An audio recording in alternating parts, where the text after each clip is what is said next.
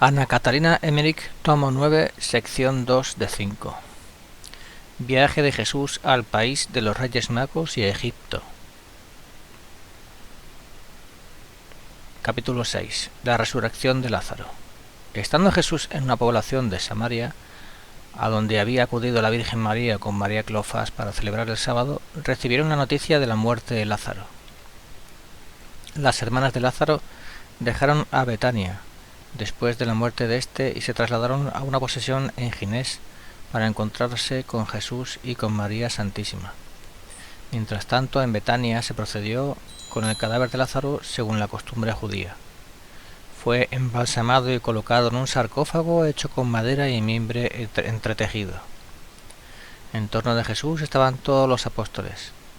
Recorrieron varias poblaciones de la comarca de Ginea, donde Jesús enseñó en la sinagoga en el sábado y después se dirigió a la posesión de Lázaro, a donde ya le había precedido la Virgen María.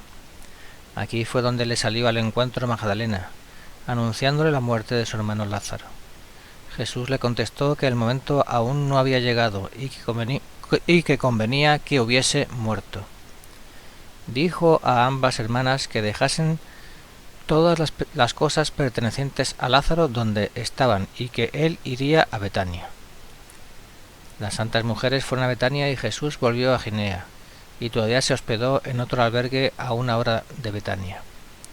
Aquí llegó de nuevo un mensajero de Marta y Magdalena, rogándole que fuese a Betania, pero Jesús demoróse aún. Reprochó también a los apóstoles sus quejas de que tardase tanto en ir a consolar a las hermanas de Lázaro. Se produjo de este modo una situación extraña.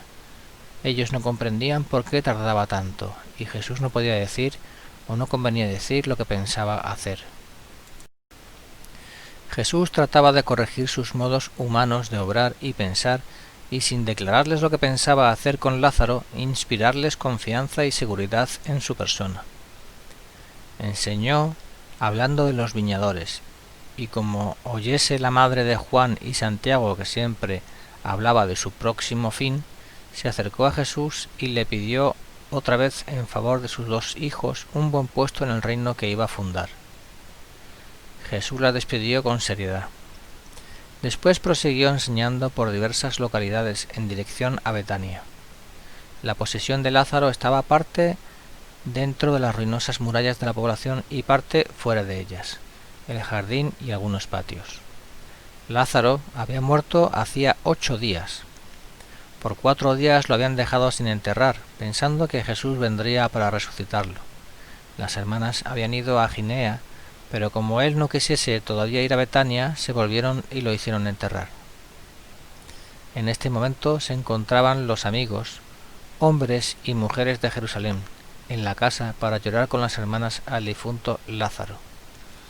Me parecía ser ya de tarde cuando María de Zebedeo entró y avisó a Marta, que estaba entre las mujeres, que Jesús venía. Marta fue con ella al jardín donde estaba Magdalena sola, bajo un ramaje, y le dijo que Jesús se acercaba. Quería dejar ir primero a Magdalena, por amor a ella, al encuentro de Jesús, pero no he visto que se haya acercado a Jesús. Cuando él se encontraba rodeado de los apóstoles y discípulos, no solía admitir fácilmente que se acercaran las mujeres. Como ya oscurecía, volvió María a entrar en la casa. Tomó el sitio de Marta y ésta fue al encuentro de Jesús, que estaba en el jardín, bajo una enramada, rodeado de los discípulos y mucha gente.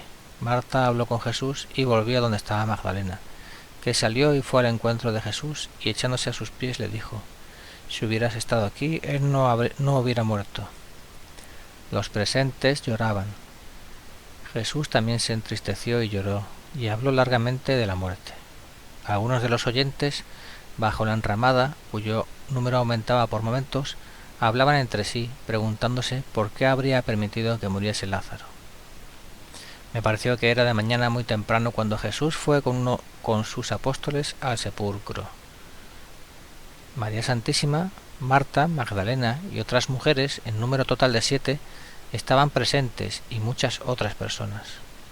Se suscitó casi un tumulto, pues crecía el número de personas por momentos. Me recordó la confusión de los curiosos el día de la crucifixión.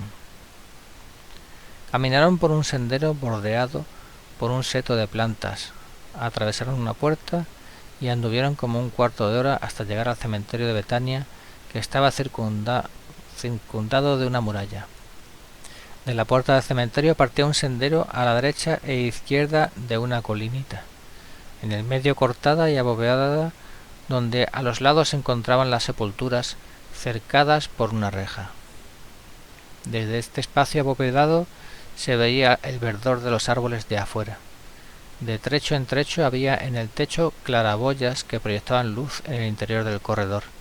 La sepultura de Lázaro era la primera a la derecha, y había escalones para bajar hasta ella. La sepultura era rectangular, de casi 1 metro de profundidad, cubierta con una piedra. Dentro de la cavidad se veía el cajón, hecho de mimbres entretejidos, muy liviano, y en torno había espacio para andar. Jesús se adelantó con algunos apóstoles hasta el sarcófago, mientras las santas mujeres permanecieron en la puerta. Los demás se agolpaban en forma desordenada, curiosos por ver lo que iba a suceder. Jesús mandó a los apóstoles levantar la piedra del sepulcro, la cual apoyaron contra la pared. Asimismo levantaron otra puerta de madera liviana. En ese momento habló Marta diciendo que hacía 4 días que ya estaba en el sepulcro y que ya hedía el cadáver. Los apóstoles alzaron también la tapa liviana del sarcófago y se vio el cadáver envuelto como acostumbraban los judíos. Jesús levantó los ojos al cielo, oró en voz alta y clamó con voz fuerte: «Lázaro, sal afuera». Al instante el cadáver se movió y se sentó en su cajón. La muchedumbre se agolpó de tal manera para ver que Jesús tuvo que mandar la hiciesen salir fuera del recinto. Los apóstoles, que estaban en torno del cadáver resucitado, le quitaron el lienzo del rostro, que aparecía como de uno que recién despierta. Le desataron manos y pies de las envolturas, entregaron esas cosas a las mujeres de afuera, y recibieron un manto para envolver a Lázaro. Lázaro subió a las gradas de su sepultura y salió de la olla caminando como una sombra. Le pusieron el manto encima, caminaba como un borracho. Delante de Jesús, hacia afuera, donde las mujeres y sus hermanas retrocedieron como ante la vista de un fantasma, y se echaron al suelo sobre sus rostros sin atreverse a abrazarlo. Jesús que salió detrás de él, lo tomó amigablemente de ambas manos. Después se dirigieron hacia la casa de Lázaro. La muchedumbre era grande, pero como estaban llenos de temor, abrieron paso a Jesús y a Lázaro, siguiéndolos detrás. Llenos de admiración, Lázaro caminaba aún como rasando la tierra, con todas las señales de un cadáver ambulante. Jesús iba al lado de él, los demás los rodeaban y seguían detrás llorando, o en profundo silencio, llenos de expectación. Pasaron el portón, recorrieron el sendero bordeado, llegaron a la enramada y Jesús entró en la casa con Lázaro y los suyos. La muchedumbre desde afuera comenzó a agitarse en comentarios y en desordenadas conversaciones. Ya adentro Lázaro se echó al suelo como suelen echarse los que profesan en una orden. Cuando Jesús terminó de hablar, fueron a las piezas de Lázaro, que estaban como a 100 pasos de aquí. Jesús, los apóstoles y Lázaro permanecieron en el comedor. Los apóstoles se pusieron en círculo en torno de Jesús y de Lázaro, que se echó de rodillas. Jesús le puso su mano derecha sobre la cabeza y sopló sobre él 7 veces con un aliento luminoso. Vi cómo salía de Lázaro un vapor oscuro, y he visto al demonio como una forma alada y negra salir fuera del círculo, rabioso y derrotado. Después consagró Jesús a Lázaro a su servicio, lo libertó de todas las ataduras y aficiones a las cosas de este mundo y con el pecado, y lo fortaleció con dones espirituales. Habló largamente con él diciéndole que lo resucitó para que se consagrase a su servicio y que padecería gran persecución de parte de los judíos. Lázaro estaba aún con sus telas del sepulcro y con el manto. Ahora se fue a su pieza para dejar esas envolturas y vestirse como antes. Entonces lo abrazaron sus hermanas y sus amigos, pues hasta ese momento tenía un aspecto cadavérico que asustaba. He visto que su alma, al separarse del cuerpo, fue a un lugar silencioso de luz y de penumbra, donde no había penas, y que allí contaba a los justos, José, Joaquín, Ana, Zacarías, Juan y otros, lo que estaba pasando con el Redentor y en qué punto se encontraba de su misión. Cuando Jesús sopló 7 veces sobre Lázaro, éste recibió los 7 dones del Espíritu Santo y se sintió libre de las ataduras de la tierra. Recibió estos dones antes que los mismos apóstoles, pues con la muerte había conocido grandes misterios y visto las cosas del otro mundo. Había muerto realmente y era como si hubiese nacido a nueva vida. Podía, pues, recibir estos dones. Lázaro encierra una gran significación y un profundo misterio. Se preparó una gran comida y todos se sentaron a la mesa. Trajeron varias clases de alimentos. Había pequeños vasos sobre la mesa. Un hombre cuidaba el orden.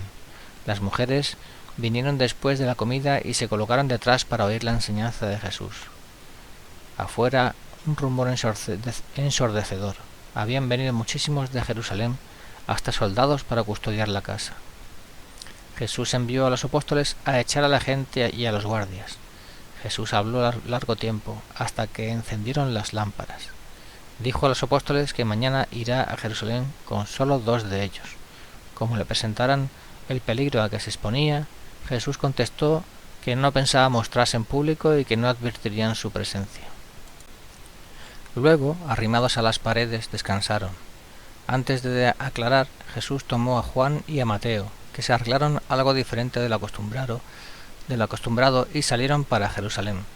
Rodearon la ciudad y llegaron por caminos extraviados a la casa donde más tarde se celebró la cena pascual. Permanecieron allí todo el día y la noche siguiente en soledad y silencio. Jesús enseñó y fortaleció a algunos amigos que tenía en Jerusalén. Vi en la casa a María Marcos y a la Verónica y a unos 12 hombres. Nicodemo, el dueño de la casa, que la presta gustoso para los amigos de Jesús, no estaba allí.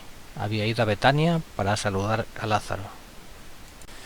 He visto también una gran reunión de fariseos y grandes sacerdotes por causa de Jesús y del caso de Lázaro, y oí entre otras cosas que temían que Jesús se pusiese a resucitar a otros muertos y se produjera un gran desorden.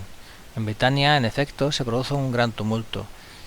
Si hubiese estado allá Jesús, quizá lo hubieran apedreado. Lázaro y los amigos de Jesús de Betania tuvieron que ocultarse, y los apóstoles huyeron en diversas direcciones. Más tarde se aquietaron, pensando que Lázaro al fin no tenía la culpa de haber vuelto a la vida. Jesús permaneció toda la noche en la casa del monte Sión.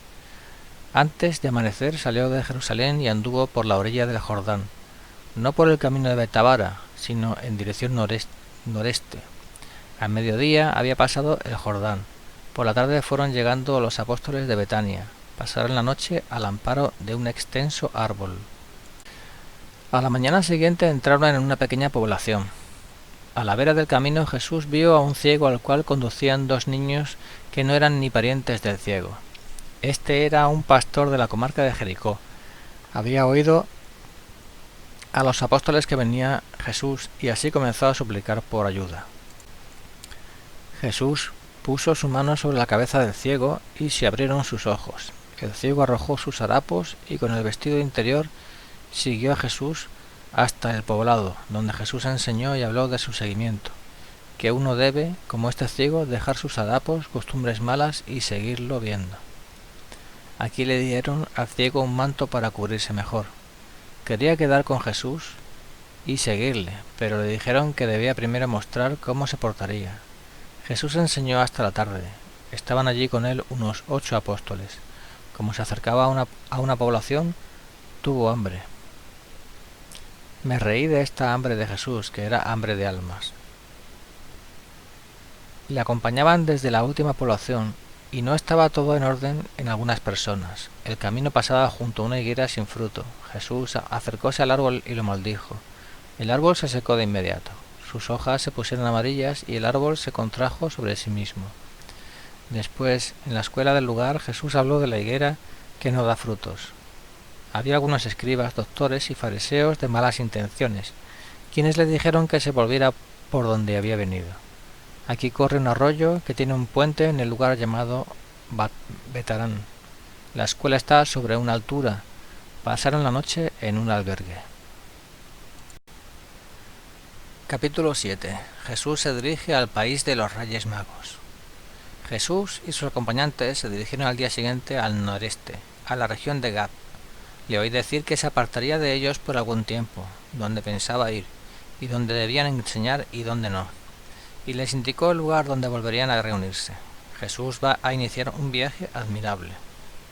El sábado lo pasará en la gran Corazaín, luego irá a Betsaida y de allí partirá hacia el sur, por la región de Maqueronte, en Madián.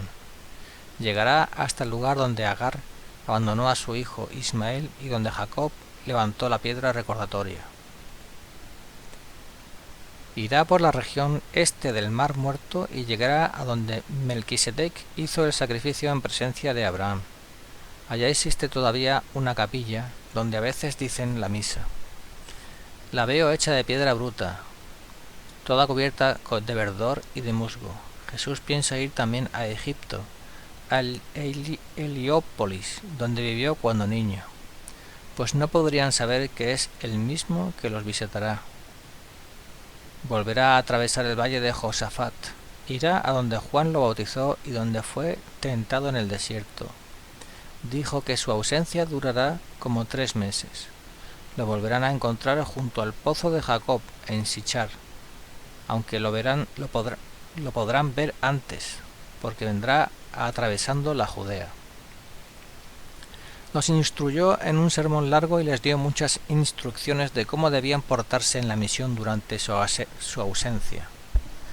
Recuerdo aquellas palabras, que sacudieran el polvo de sus sandalias donde no lo recibieran. Mateo volvió por algún tiempo a su casa. Está casado y su mujer es muy buena y piadosa. Desde su llamamiento al apostolado viven voluntariamente en continencia. Enseñará en su casa y pasará algún tiempo en retiro. En la gran Corazaín enseñó Jesús el sábado en la sinagoga. Pedro, Andrés y Felipe estaban con él. Al mediodía se le acercó un hombre que lo esperaba. Era de Cafarnaún. Rogó al Señor que fuera con él a sanar a su hijo. Jesús le dijo que se volviera tranquilo, que su hijo estaba sano. Se habían reunido allí bastantes enfermos de la ciudad y de afuera. A unos los sanó de repente, a otros les dijo que debían hacer y luego sanaron. A la conclusión del sábado se despidió de la gente y se dirigió con algunos apóstoles hacia el Jordán, hacia donde el Jordán se echa en el lago, para pasar al otro lado. Había un paso más arriba, algo lejos.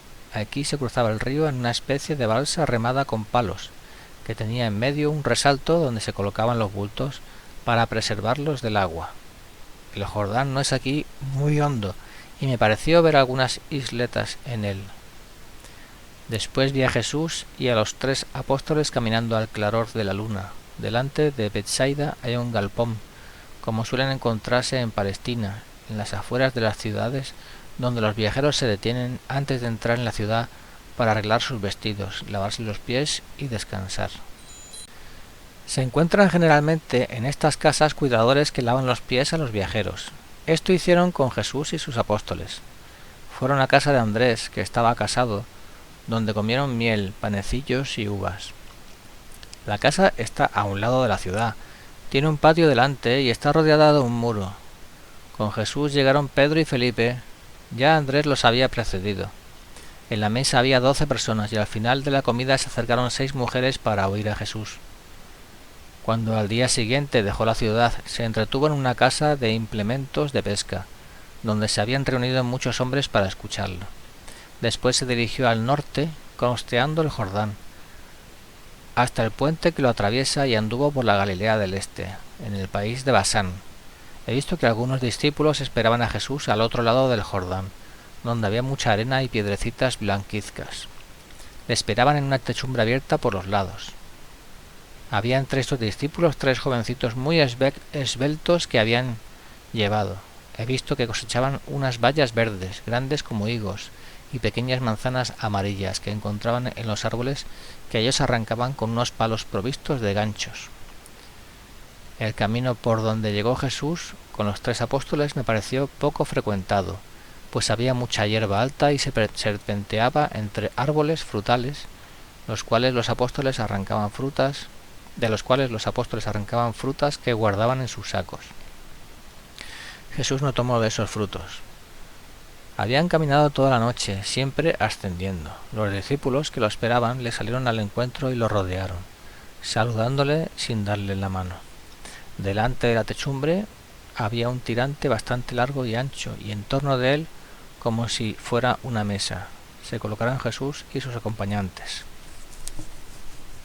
Cada uno puso una porción de las frutas y bayas que habían recogido. Llevaban bebida que tomaron en vasos pequeños. A cierta distancia se veía una montaña y una ciudad. Creo que era en el país de los amoritas. Desde aquí torcía el camino hacia abajo. Los vi andando todo el día y llegar por la tarde a un villorrio de casas desparramadas, donde había un albergue y mucha gente se agolpó en torno de ellos curiosamente. No sabían casi nada de Jesús, pero eran buenos y sencillos. Relató la parábola del buen pastor. De aquí se dirigieron al albergue donde comieron y pasaron la noche. El Señor les dijo que pensaba seguir solo con los 3 jóvenes por el país de Caldea, al país de Ur, donde nació Abraham, y después a través de Arabia a Egipto. Mandó a sus discípulos que fueran por los pueblos cercanos enseñando que él haría lo mismo en los países que visitaría. Les recordó el punto donde volverían a verlo después de 3 meses. Entre los discípulos he visto a Simeón, Cleofás y Saturnino. Con el nuevo día Jesús se despidió de los apóstoles y discípulos, dándole la mano a cada uno. Estaban muy tristes porque no quisiera llevar más que a esos 3 jóvenes, que serían de 16 a 18 años y muy distintos de los judíos, esbeltos y resueltos, de largos vestidos. Son como niños en compañía de Jesús y le sirven amablemente. No bien llegan a alguna fuente o pozo, se apresuran a lavarle los pies. Durante el camino van de un lado a otro, traen frutas, bayas, flores y cuanto encuentran. Jesús les enseña amablemente y les declara en parábolas todo lo que ha sucedido hasta ahora. Los padres de estos jóvenes pertenecieron al séquito del rey mago Mensor. Habían venido con los reyes magos a Palestina y se quedaron entre los pastores después que los reyes huyeron de Belén. Vivieron allí casándose con hijas de los pastores y tenían su pastoreo entre Samaria y Jericó. El más joven se llama Eremenciar y más tarde Hermas. Era el niño a quien sanó Jesús, a ruego de su madre, después del diálogo con la samaritana, junto al pozo de Jacob en Sichar. El mediano se llama Sela o Silas, y el mayor Eliud, y en el bautismo se llamó Siricius. Les dicen los discípulos discretos, y más tarde se juntaron con Tomás, Juan y Pablo. Eremenciar escribió la relación de este viaje. Jesús llevaba una túnica oscura que cabía en amplios pliegues, por encima un vestido largo y blanco, en anchas mangas y faja ancha que sujetaba el vestido. Tenía un paño blanco con que se cubría la cabeza de noche para dormir. Jesús era más alto que los apóstoles. Donde quiera que estuviese, caminando o parado, se destacaba con su frente amplia y serena entre los demás. Caminaba derecho, no era ni delgado ni grueso, sino proporcionado, noble, esbelto, con la flexibilidad del hombre sano, de hombros anchos y pecho robusto. Sus músculos eran desarrollados, como los del hombre hecho a la fatiga y al andar, aunque sin las señales ni las rudezas que deja el trabajo.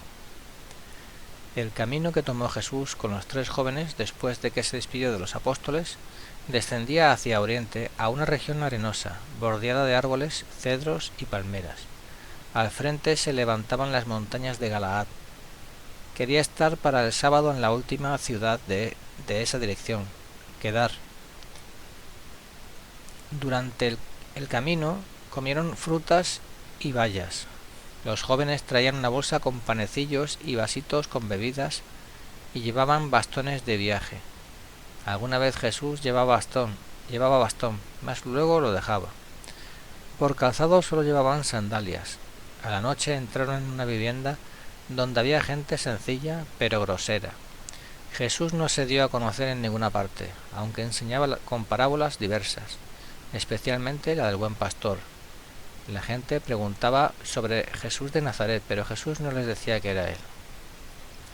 Preguntaba sobre sus trabajos y sus negocios. Ellos lo tenían por un pastor viajero que buscaba lugares de pastoreo, como sucedía frecuentemente entre los pastores de Palestina.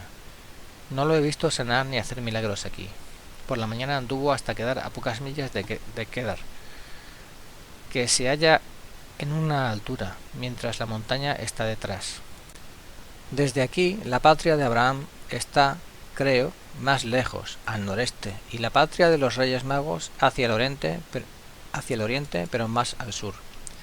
Por parte de los discípulos había vuelto a sus casas, y parte se había repartido enseñando y misionando. Zaqueo de Jericó, que había estado también con los discípulos, volvió a su casa, dejó su oficina y su negocio, vendió todo, lo repartió a los pobres y se retiró a una pequeña aldea donde vivió en continencia con su mujer. 9 semanas había fijado Jesús a sus discípulos hasta su próxima reunión en Sichar. El tumulto en Jerusalén, por causa de la resurrección de Lázaro, fue muy grande. Jesús se ausentó precisamente para ser olvidado, mientras la noticia y las averiguaciones en torno de la verdad del hecho ayudaban a la conversión de muchos judíos. Cuando Jesús volvió de su viaje, estaba demacrado. Nada hay escrito de este viaje de Jesús, porque ningún apóstol estuvo con él, y algunos ni sabrían a punto fijo a dónde se dirigió en su ausencia. Yo vi estos lugares por primera vez entonces. Jesús iba caminando con sus 3 acompañantes, siempre hacia el sudeste, aunque haciendo algunos rodeos. Pasaron la noche en una choza de pastoreo aislada. La gente es buena, sin malicia ni malas intenciones. Miran y tratan a Jesús con admiración y lo quieren mucho. Él les cuenta varias parábolas de las que contó en Palestina y le escuchan con mucha atención y gusto.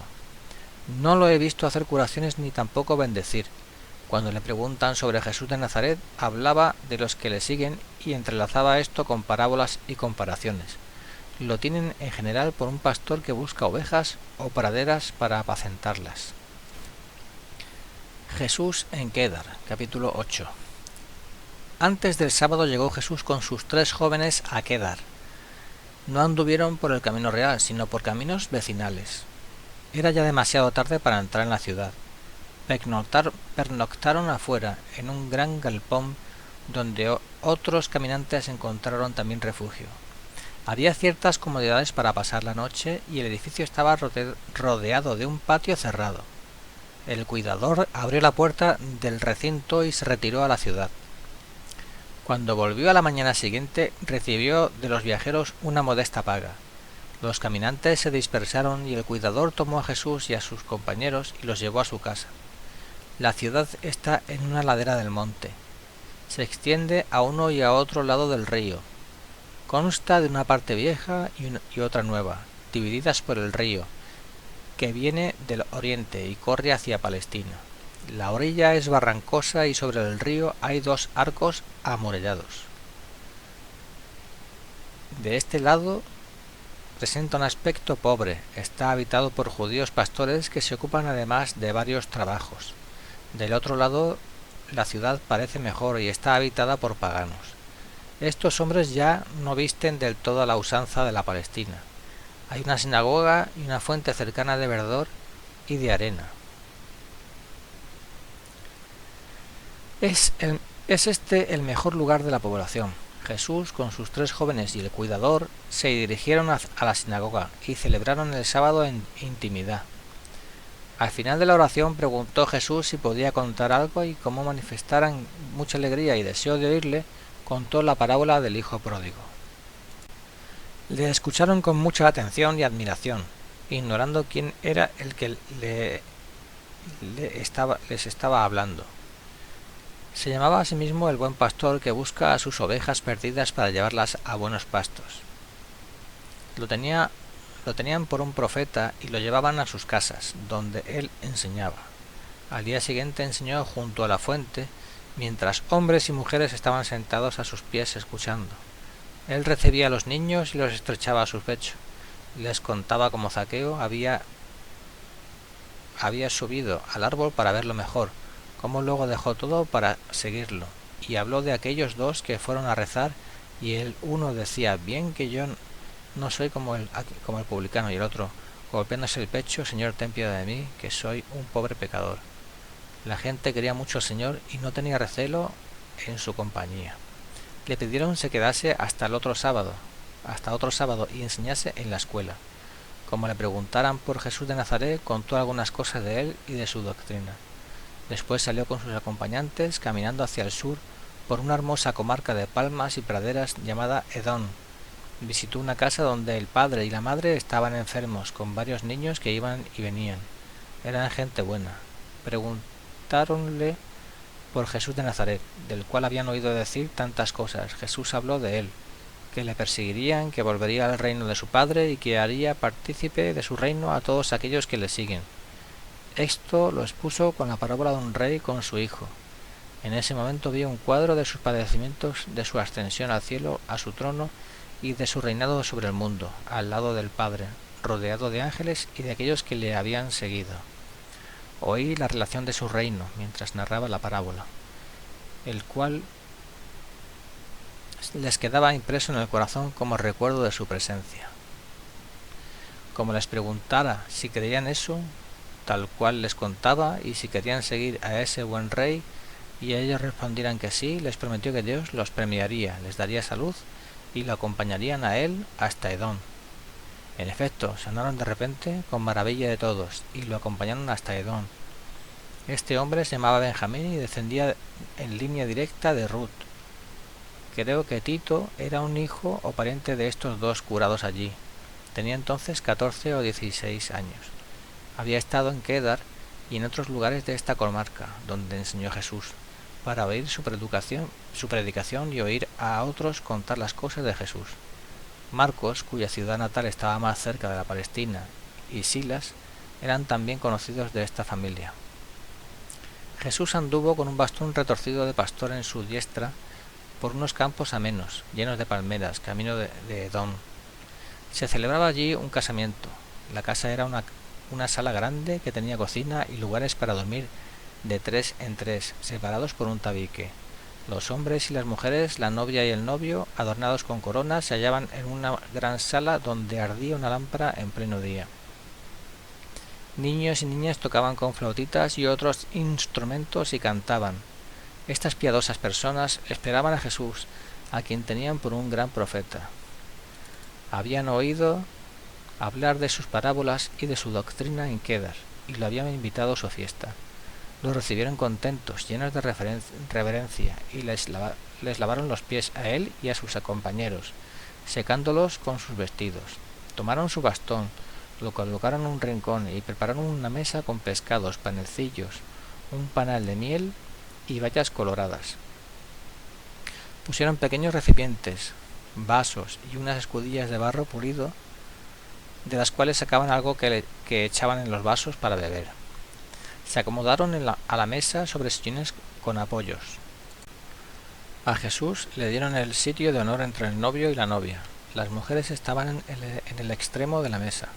Jesús bendijo la comida y la bebida, y habló de aquel que en las bodas de Caná convirtió el agua en vino. Como en ese momento llegasen los 2 esposos curados antes, se llenaron todos de admiración al verlos sanos. Narraron lo que el forastero les había dicho del rey y del reino, y cómo, creyendo ellos al profeta, les había prometido hacerlos partícipes de ese reino de igual modo que se sanarían de su enfermedad. Jesús repitió la parábola y les dijo que ahora había como una muralla entre ellos y ese reino, pero que la muralla se caería en cuanto ellos vencieran sus propias pasiones. Así pasó casi toda la noche, y a la mañana se retiraron a descansar.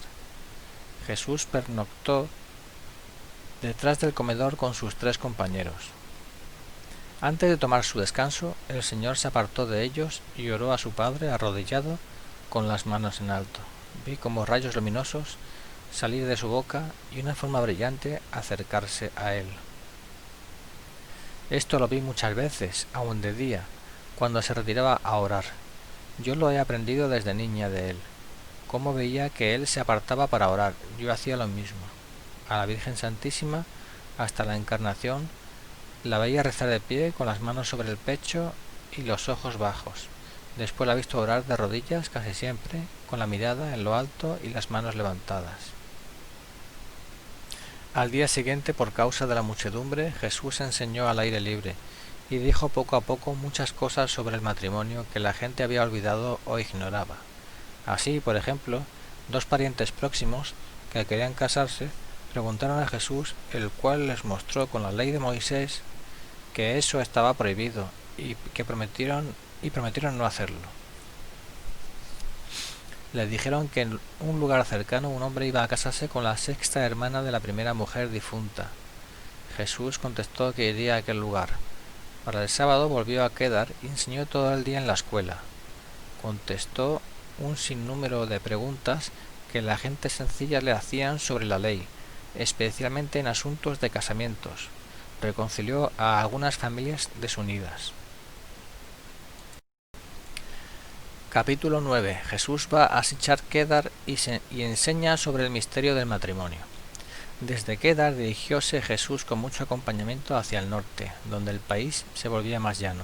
Los vi llegar a un lugar de pastoreo donde había galpones abiertos, largas hileras de árboles entrelazados y chozas de paja y ramas. Bajo esas techumbres comían higos, uva y dátiles, y se reunían cuando en la noche calurosa lucían las estrellas en el cielo y brillaban claras las gotas del rocío. Mientras los acompañantes se desparramaron a sus respectivas viviendas, Jesús con sus 3 jóvenes caminaba enseñando. A la tarde del siguiente día llegó a la pequeña ciudad de Sichar Kedar, en la falda de un monte. Vinieron algunos a su encuentro y lo llevaron a la casa de fiestas, que me recordaba la de Caná de Galilea, donde se había reunido bastante gente. Unos recién casados habían perdido a sus padres, muertos casi de repente, y estaban sirviendo a los que habían acompañado al entierro. Delante de la casa había un patio cercado con rejas, con fuentes y columnas cubiertas de enredaderas. Los adornos eran muy hermosos. Les lavaron los pies y les ofrecieron un refrigerio. Después pasaron a otra sala donde habían preparado una comida. Jesús quiso servir, daba el pan, las frutas y la miel, sacaba las bebidas de los grandes recipientes. Estas eran de 3 colores, una algo verdosa, otra amarilla y otra blanca. Entre tanto enseñaba. Sichar Kedar es el lugar donde le dijeron que vivían muchos en condiciones matrimoniales prohibidas. De los recién casados no estaba más que el marido, llamado Eliud. Había ido al casamiento de Edén y al volver encontró muertos a sus 2 suegros. Habían fallecido de pesar repentinamente al saber que su hija, la mujer de Eliud, era adúltera. El mismo Eliud no tenía conocimiento de esto ni de la causa de la muerte de sus suegros. Después de la comida, Jesús se hizo llevar a la casa de Eliud. Los 3 jóvenes no estaban con él. Allí habló a solas con la mujer, que estaba en gran aflicción, y confesó, echándose de rodillas a sus pies, sus pecados. Jesús la dejó y fue a la pieza de Eliud. He visto que Jesús le decía palabras serias y tiernas, y cuando lo dejó vi a Jesús orando y luego retirarse a descansar. A la mañana siguiente Eliud entró muy temprano a donde estaba Jesús, aún apoyado sobre su brazo, descansando. Traía una palangana con agua y una rama verde. Jesús se enderezó y Eliud le lavó los pies, secándolos con su ropa. Luego Jesús le pidió que lo llevase a su pieza, que él quería lavarle los pies. El hombre no quería consentirlo, pero Jesús le dijo que si no lo permitía, abandonaría enseguida su casa. Dijo que eso así debía ser, que si quería seguirlo a él, debía permitirlo. Entonces el hombre llevó a Jesús a su pieza y trajo agua en la palangana. Jesús lo tomó de las manos, le miró con amor al rostro, habló de lavarle los pies y al fin le dijo que su mujer había sido adúltera, pero que estaba arrepentida y que él debía perdonarla. Entonces el hombre se echó al suelo sobre su rostro y se revolcó con muestras de gran dolor. Jesús se apartó un poco de él y oró. Después que hubo pasado el primer dolor al hombre, Jesús lo levantó, lo consoló y le lavó los pies. El hombre se tranquilizó y Jesús le dijo que llamase a su mujer. Esta se presentó cubierta con el velo. Jesús tomó su mano, la puso sobre la de Eliud, lo bendijo, lo consoló y levantó el velo a la mujer. Salieron de allí y Jesús mandó traer a los hijos, a los cuales bendijo, llevándolos a sus padres. Estos esposos se mantuvieron fieles y ambos prometieron continencia. En este día Jesús fue a muchos hogares para sacar de sus errores a numerosas personas. Lo he visto ir de casa en casa, hablarles y ganarles el corazón. Hay en este lugar largas hileras de cajones para abejas. La falda forma como una terraza, donde se apoyan muchos cajones de abejas adornadas arriba con botones. Los cajones se pueden abrir por delante. Todo el recinto está cercado con una enramada de juncos. Entre una hilera y otra de cajones de abejas hay un espacio con plantas y flores y escalones para subir a las diversas hileras. Como la gente le preguntara a Jesús de dónde venía y quién era, él contestaba en parábolas que escuchaban con sencillez. Bajo la glorieta donde se hizo la comida, dio un sermón contando la parábola del hijo de un gran rey que había venido a pagar todas las deudas de sus súbditos. Ellos tomaban estas comparaciones tal como sonaban y manifestaban gran admiración por ese hijo. Trató de aquel deudor a quien su señor perdonó una gran deuda y que él a su vez no quiso perdonar la pequeña cantidad que le debía otro compañero. Dijo Jesús que su padre le había dado un viñedo, que él debía cuidarlo, podarlo y buscar trabajadores para la viña, que para eso había venido él. De esta viña debían echarse muchos peones perezosos, sobrantes, inútiles, como se cortan y podan las viñas. Explicó lo que significa podar la viña, habló de las hojas, ramas inútiles y de las pocas uvas que representan lo mucho falso y malo que hay en el hombre por el pecado, como esto debe ser mortificado y cortado para que lleve frutos de buenas obras. Así llegó al asunto del matrimonio y a la moralidad del mismo.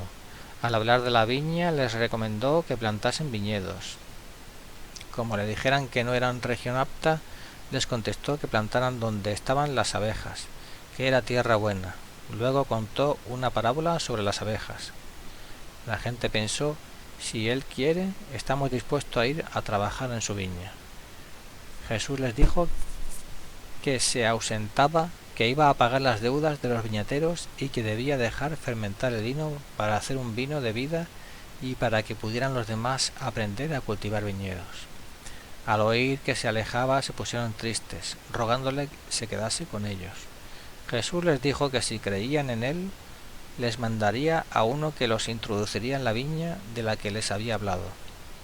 He visto después que el apóstol Tadeo vino a evangelizarlos y a hacerlos cristianos, y que en la persecución contra los cristianos emigraron de este lugar.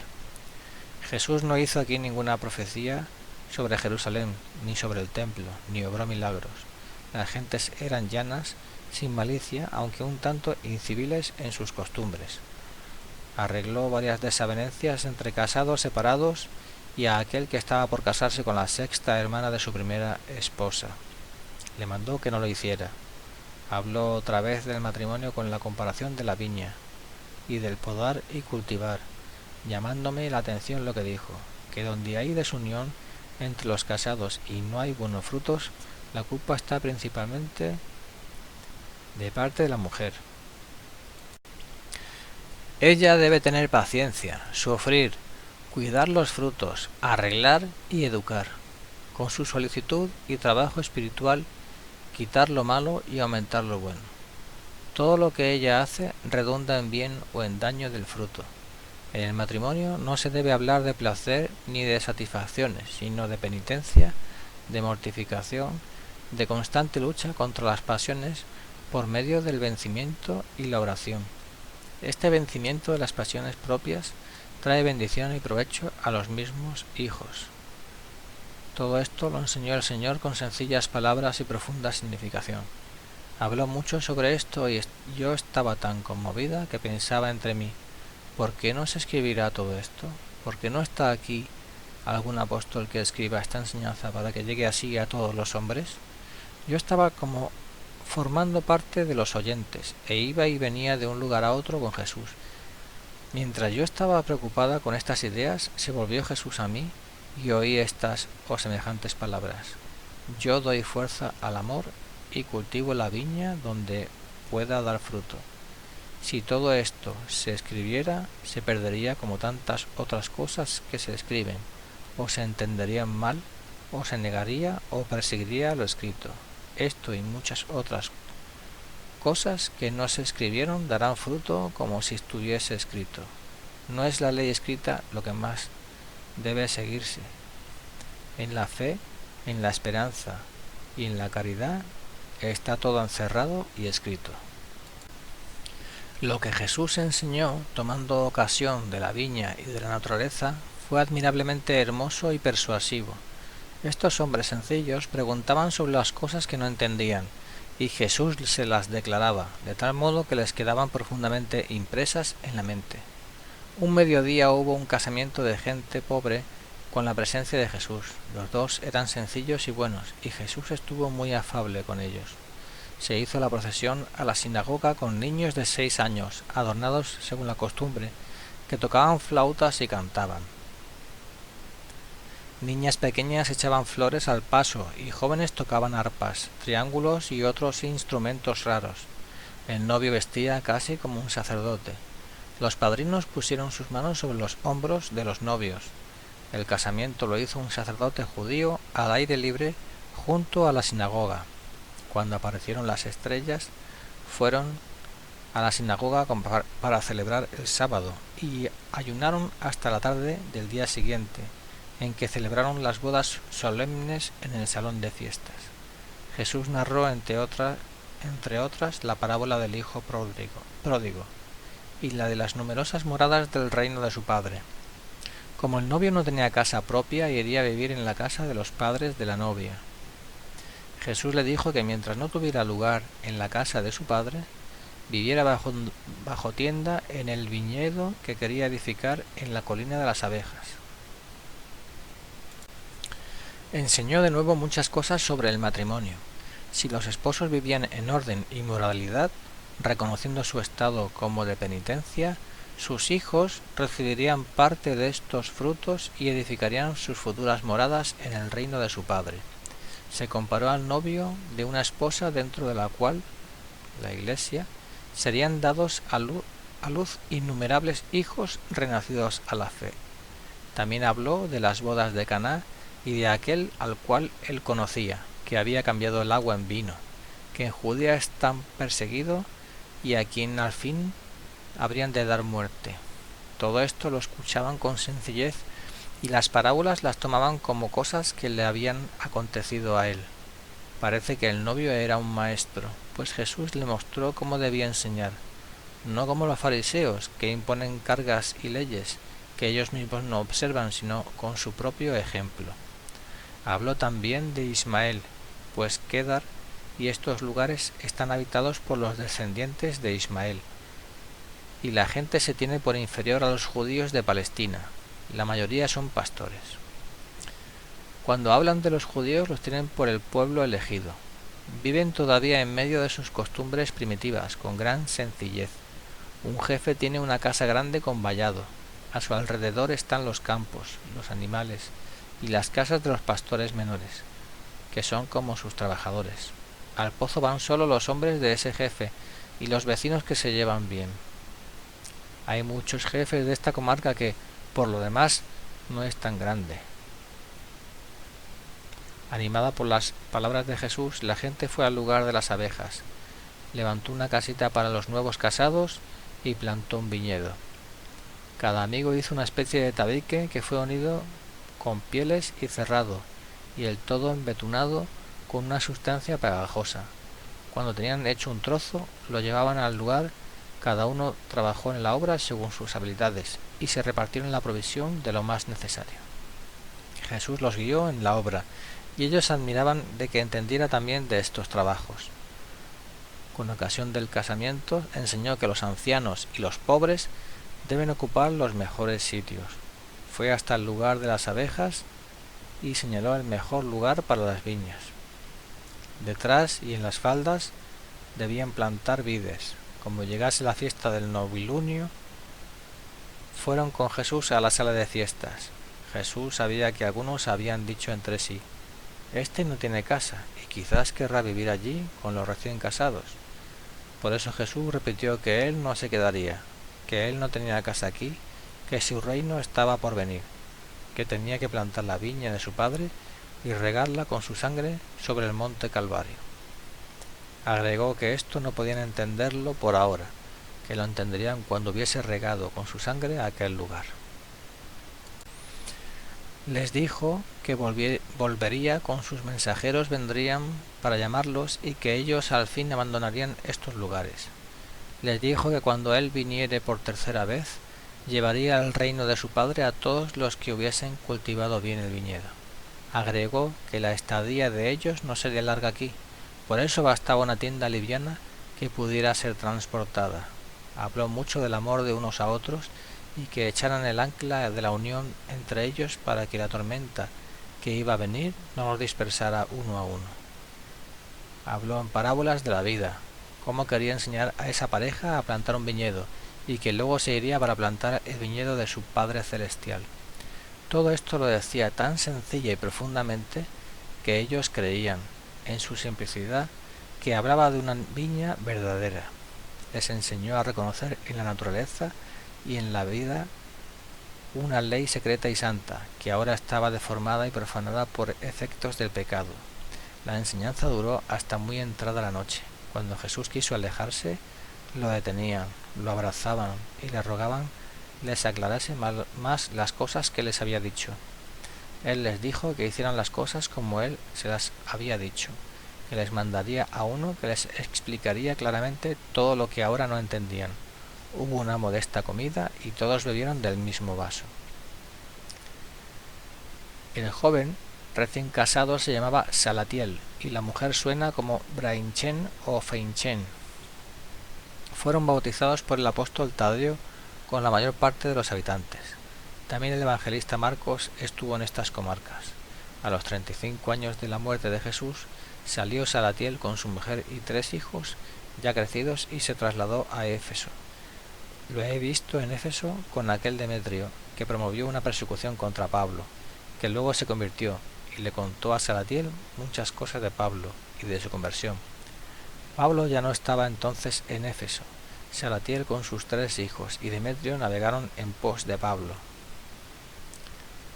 La mujer de Salatiel permaneció en Éfeso, en una casa donde se reunieron otros muchos y vivieron allí.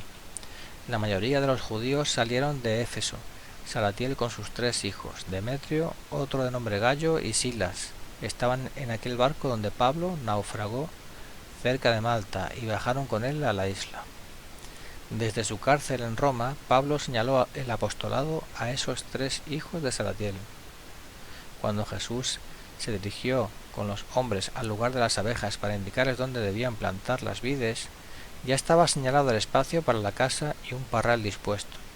Como le dijeran que las uvas que crecían aquí eran amargas, explicó Jesús que eran de mala clase, de mala simiente, que crecían silvestres y no habían sido podadas, tenían solo la apariencia de uvas y de vino, y no su dulzura y su bondad. Las que ahora quería plantar serían dulces.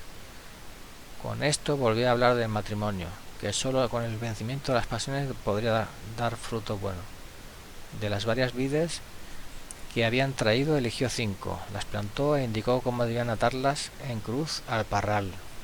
De este modo, todo lo que decía acerca del modo de obtener un buen fruto de las vides lo refería a la manera de portarse de los casados para obtener frutos buenos de su unión. Como después repitió varias enseñanzas en la sinagoga, les habló de la continencia que debían observar después de la concepción y señaló la perversión de los hombres que olvidan y no practican cosas que hasta los elefantes practican. En esta región existen estos animales. Le dijo que dentro de poco los iba a dejar, que le convenía ir a plantar su viña en el Calvario para regarla con su propia sangre, pero que les enviaría a uno que les aclararía todas estas cosas y los llevaría a la viña de su Padre Celestial. Como hablase siempre del reino de su Padre y de sus moradas, preguntaron con sencillez por qué no había traído nada de casa de su padre y andaba pobremente vestido. Contestó que ese reino estaba reservado para aquellos que lo siguen a él, y los que quieren poseerlo deben merecerlo. Dijo que era un forastero que buscaba obreros para su viña, que la casa de los recién casados la había hecho tan provisoria y frágil porque no debían los que le siguen aficionarse a la tierra. ¿Por qué habrían de fabricar una casa estable para un cuerpo de por sí tan frágil? Debe conservarse el cuerpo limpio de pecados, santo como un templo, no mancharlo ni profanarlo, ni satisfacer al cuerpo con daño del alma. Luego habló del reino de su Padre, del Mesías, de las señales para reconocerle, cómo ese Mesías debía nacer de padres nobles, aunque sencillos, y que conforme a los tiempos, el Mesías ya debía estar en el mundo. Les recomendó que se mantuviesen firmes en creer en él y en su doctrina. Habló también del amor fraterno y del buen ejemplo, y dijo a Salatiel que dejase su casa abierta y que confiase en lo que él le decía. Viviendo piadosamente, Dios guardaría su casa y nadie le quitaría nada de lo suyo. Salatiel recibió para su casa mucho más de lo que necesitaba. Jesús enseñó que no debían tener ambición y que debían favorecer por amor de Dios a sus semejantes. Jesús había ganado la confianza de todas estas gentes. De este modo les fue enseñando, con parábolas y comparaciones, de la continencia, de la moralidad y de las buenas costumbres, hablándoles de la siembra y de la cosecha. Fue a ver a 2 que estaban por casarse, teniendo parentesco prohibido. Les dijo que su casamiento, motivado más por interés que por amor, no era permitido. Se asustaron mucho al oír esto, porque aún no habían hablado de sus intenciones con nadie. Prometieron desistir de su casamiento. Aquí también se renovó la escena del lavarse los pies uno a otro, y la mujer quiso secar los pies de Jesús con su velo, o parte de su vestido. Ambos reconocieron en Jesús algo más que un profeta, lo siguieron y se convirtieron.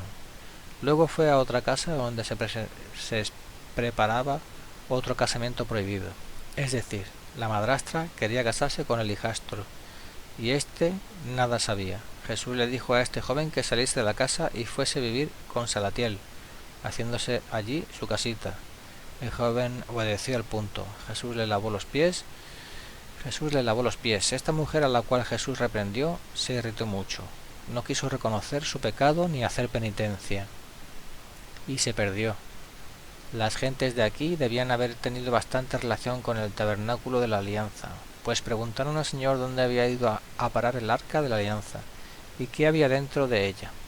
Les contestó que de ella habían recibido ahora los hombres tanto, que pasó todo a ellos.